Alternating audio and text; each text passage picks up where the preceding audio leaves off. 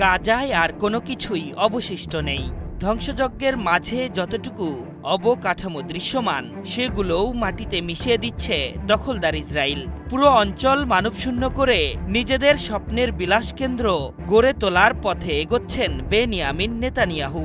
সবকিছু নীরব দর্শকের মতো চেয়ে চেয়ে দেখছে আরব শেখরা। বন্ধুত্বের খাতিরে নেয়নি কোনো পদক্ষেপ। তবে চুপ থাকছে না ফিলিস্তিনের মুসলিম বন্ধু ইয়েমেন। যুদ্ধ বিধ্বস্ত সেই দেশটি থেকেই ভেসে এলো ফিলিস্তিনের জন্য বজ্রকণ্ঠে আওয়াজ। গাজায় আগ্রাসন শুরুর পর থেকেই এই রাষ্ট্র দখলদারদের বিরুদ্ধে কণ্ঠ তুলছে, হোক সে যোদ্ধা কিংবা নামাজের সামনের কাতারে দাঁড়ানো ইমাম। নির্যাতিত বন্ধুর জন্য তাদের মন কাঁদছে সারাক্ষণ। ওয়ালটন বিএলডিসি ফ্যান, খরচ বাঁচে 65% পর্যন্ত। ওয়ালটন বিএলডিসি ফ্যান ছড়ায় স্বস্তির সবুজ হাওয়া। গাজায় নির্বিচারে চলা গণহত্যার বিরুদ্ধে বিশ্বের খ্যাতিমান ইসলামী সব স্কলারদের ঐক্যবদ্ধ হওয়ার আহ্বান জানিয়েছেন ইয়েমেনের গ্র্যান্ড মুফতি শেখ শামস আল দিন শারাফ আল দিন। তিনি বলেছেন, নৈতিক ও ধর্মীয় দায়িত্ব পালন সম্পূর্ণ করতে জোরালোভাবে ফিলিস্তিনিদের সমর্থন করতে হবে। রোববার রাজধানী সানাতে দেওয়া এক বক্তব্যে তিনি বলেছেন, গাজা উপত্যকায় বিপদগ্রস্ত ও অনাহারী মানুষদের সাহায্যে এগিয়ে আসতে হবে। এই গণহত্যার সামনে নীরব থাকা আর সমীচীন হবে না।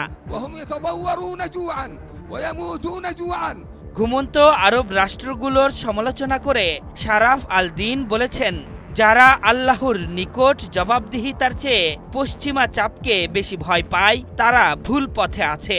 যতক্ষণ না আলেমরা ভয়ের দেয়াল ভেঙে দায়িত্ব পালনে উঠে দাঁড়াবেন ততক্ষণ পর্যন্ত না দখলদারদের আগ্রাসন থামবে, না আমেরিকান আধিপত্যের মোকাবিলা করা সম্ভব হবে।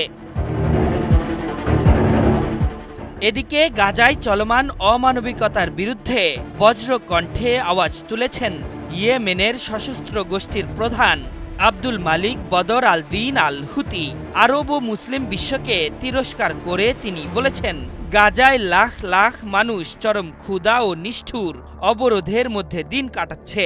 সেখানে মানুষ অনাহারে ভুগছে, অথচ তাদের চারপাশে রয়েছে আরব রাষ্ট্র ও 200 কোটি মুসলমান, যারা শুধু চেয়ে চেয়ে দেখছে কিন্তু কিছুই করছে না। গাজায় আগ্রাসন শুরুর পর থেকে ফিলিস্তিনি বন্ধুদের প্রতি সমর্থন জানিয়ে দখলদার ইসরায়েলের বিভিন্ন স্থাপনায় হামলা চালাচ্ছে ইয়েমেনের সশস্ত্র গোষ্ঠী। লোহিত সাগরে ইসরায়েল ও তার মিত্রদের কাছে রীতিমতো আতঙ্কের নাম এখন এই গোষ্ঠীটি। তাদের দাবি, যতদিন না পর্যন্ত পবিত্র ভূখণ্ড ইসরায়েলি আগ্রাসন ও সেনামুক্ত হবে ততদিন তাদের এই প্রতিরোধ অব্যাহত থাকবে।